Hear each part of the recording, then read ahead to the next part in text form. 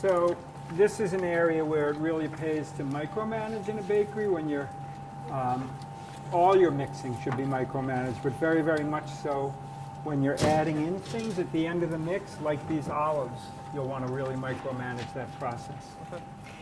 И вот сейчас мы подошли к тому моменту, где очень уместен и очень эффективен будет микроменеджмент, да, где надо следить за процессом очень и очень внимательно.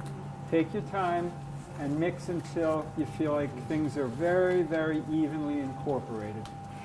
Поэтому при замесе обязательно следите за тем, чтобы все ингредиенты, все компоненты равномерно распределились в тесте. Because what you don't want is to sell somebody a loaf of bread and they say, "Ooh, I just ate 4 slices of bread and I haven't seen an olive. I paid a lot of money for that bread, but where are the olives?" Дело в том, что когда вы будете продавать свои изделия, мы же не хотим, чтобы наши клиенты к вам потом приходили жаловаться. Вот я уже отрезал 4 ломтика, а где оливки? Оливки-то где?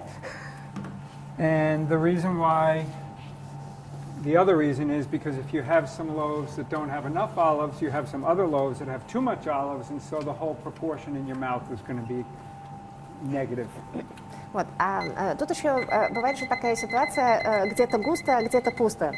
Да, то есть если оливок нету в какой-то части нашего изделия, это означает, что их будет слишком много в другой его части, а это негативно сказывается на общих вкусовых характеристиках изделия.